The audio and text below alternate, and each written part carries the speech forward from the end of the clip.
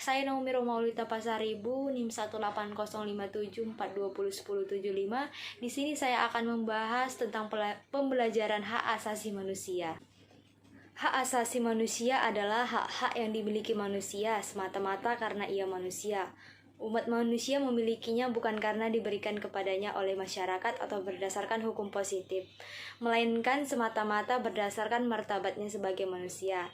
Dalam arti ini, maka meskipun setiap orang terlahir dari warna kulit, jenis kelamin, bahasa, budaya, dan kewarganegaraan yang berbeda-beda, ia tetap mempunyai hak-hak tersebut.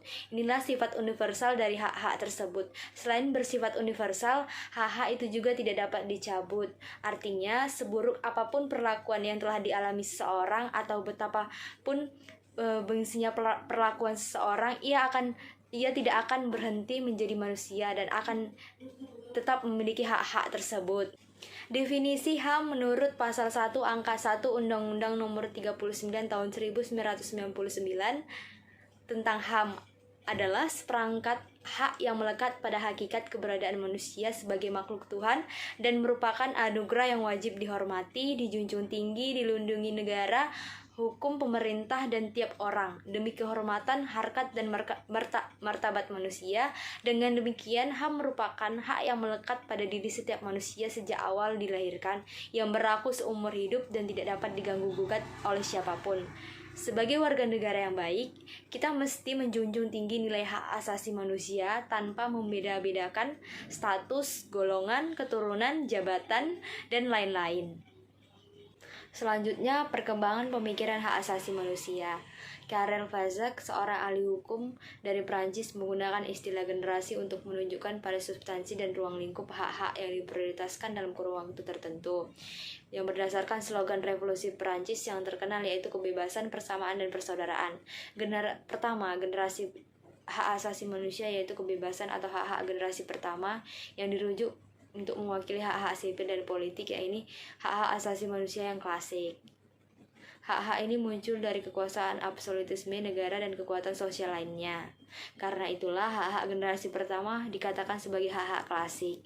Termasuk dalam generasi pertama ini adalah hak hidup, hak keutuhan jasmani, hak kebebasan bergerak, hak milik, kebebasan berpikir, beragama, dan berkeyakinan, kebebasan untuk berkumpul dan menyatakan pikiran, kebebasan hak dalam penahanan dan penangkapan sewenang-wenang, hak kebebasan dan hukum berlaku surut, dan hak mendapatkan proses peradilan yang adil. Yang kedua, generasi kedua hak asasi manusia, persamaan dan hak-hak generasi kedua diwakili oleh perlindungan hak-hak ekonomi, sosial, dan budaya. Hak-hak ini muncul dari tuntutan agar negara menyediakan pemenuhan terhadap kebutuhan dasar setiap orang, mulai dari makan sampai kesehatan. Negara dengan demikian dituntut bertindak lebih aktif agar hak-hak generasi kedua pada dasarnya adalah tuntutan akan persamaan sosial.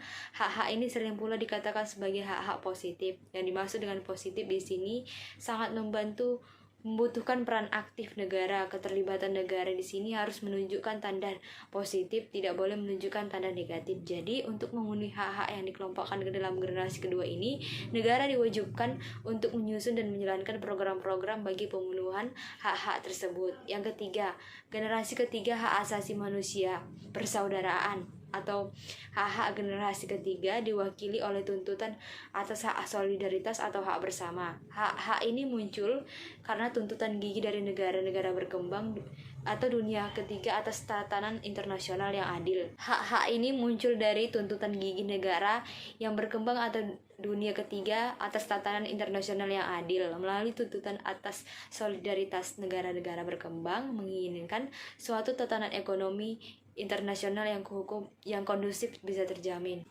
Selanjutnya, pengadilan hak asasi manusia. Pengadilan hak asasi manusia merupakan salah satu instrumen yang penting dalam penegakan dan perlindungan hak asasi manusia. Pengadilan hak asasi manusia dimaksud untuk mengadili pelanggaran berat hak asasi manusia dan berada dalam lingkungan pengadilan umum. Pengadilan Hak Asasi Manusia Indonesia kemudian diatur secara khusus dalam Undang-Undang Nomor 26 Tahun 2000 tentang Pengadilan Hak Asasi Manusia yang menganut asas retroaktif, sehingga hanya dapat mengadili pelanggaran hak asasi manusia yang terjadi setelah undang-undang ini diberlakukan.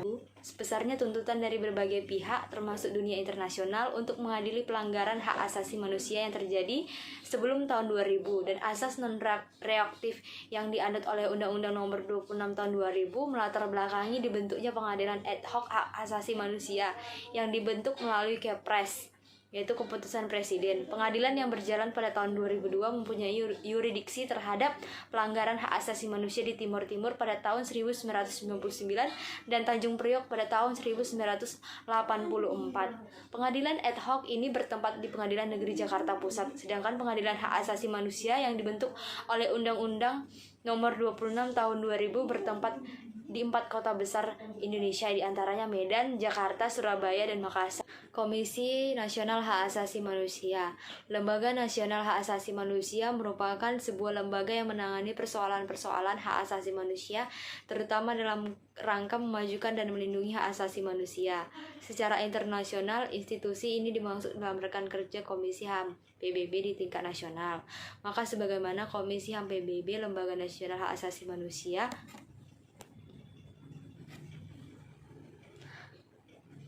merupakan salah satu mekanisme pemajuan dan perlindungan hak asasi manusia. Di Indonesia, lembaga nasional tersebut adalah Komisi Nasional Hak Asasi Manusia atau Komnas HAM yang pada awal berdirinya dibentuk berdasarkan Kepres nomor 50 tahun 1993 dan dalam perkembangannya diperkuat dengan Undang-Undang Nomor 39 Tahun 1999 tentang Hak Asasi Manusia. Keberadaan lembaga ini secara internasional dipandu oleh prinsip-prinsip Paris 1991 mengenai status dan fungsi institusi nasional untuk melindungi dan memajukan hak asasi manusia. Di dalamnya mencangkup yurisdiksi lembaga, kemandirian, dan pluralitas yang harus tercermin dalam komposisi maupun cara beroperasinya. Tujuan Komnas HAM. Adapun yang menjadi tujuan dibentuknya Komnas HAM berdasarkan Undang-Undang Nomor 39 Tahun 1999 ini tidak jauh berbeda dengan tujuan pembentukan Komnas HAM berdasarkan Keputusan Presiden Nomor 50 Tahun 1993, yaitu yang pertama, mengembangkan kondisi yang kondusif bagi pelaksanaan hak asasi manusia sesuai dengan Pancasila, Undang-Undang Dasar 1945, dan Piagam Perserikatan Bangsa-Bangsa serta Deklarasi Universal Hak Asasi Manusia. Yang kedua, meningkatkan perlindungan dan penegakan hak asasi manusia guna berkembangnya pribadi manusia Indonesia seutuhnya dan kemampuan berpartisipasi dalam berbagai bidang kehidupan lainnya. Berdasarkan sumber yang diperoleh hak asasi manusia dari Komnas HAM dan Davidson, diperoleh informasi adanya beberapa konvensi HAM internasional yang telah diratifikasi, diantaranya sebagai berikut. Yang pertama, Konvensi Hak Politik Perempuan diratifikasi dengan Undang-Undang Nomor 68 Tahun 1958. Yang kedua, Konvensi Penghapusan Segala Bentuk Diskriminasi Terhadap Perempuan diratifikasi dengan Undang-Undang Nomor 7 Tahun 1984.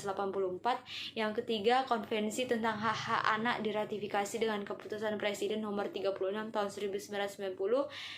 Yang keempat, Konvensi Anti-Apartheid dalam Olahraga dan diratifikasi dengan Kepres Nomor 48 Tahun 1993. Yang kelima, Konvensi Anti Penyiksaan Secara Kejam, Tidak Manusia dan Merendahkan Martabat Manusia diratifikasi dengan Undang-Undang Nomor 5 Tahun 1998. Yang keenam, Konvensi Penghapusan Diskriminasi Ras diratifikasi dengan Undang-Undang Nomor 29 Tahun 1959. Yang ketujuh, sejumlah 14 konvensi ILO hak pekerjaan. Hak asasi manusia di Indonesia bersumber dan bermuara pada Pancasila, yang artinya hak asasi manusia mendapatkan jaminan yang kuat dari falsafah bangsa, yakni Pancasila. Bermuara pada Pancasila yang dimaksud bahwa pelaksanaan hak asasi manusia tersebut harus memperhatikan garis-garis yang telah ditentukan dalam ketentuan falsafah Pancasila. Hal ini disebabkan pada dasarnya memang tidak ada hak-hak yang dapat dilaksanakan secara mutlak tanpa memperhatikan hak orang lain. Setiap hak akan dibatasi oleh hak orang lain. Jika dalam melaksanakan hak kita tidak memperhatikan hak orang lain, maka yang terjadi adalah benturan hak antara kepentingan dalam hidup bermasyarakat, berbangsa, dan bernegara. Berbagai instrumen hak asasi manusia yang dimiliki negara Republik Indonesia, yakni yang pertama, Undang-Undang Dasar 1945. Yang kedua, ketetapan MPR nomor 17/MPR/1998 tentang hak asasi manusia.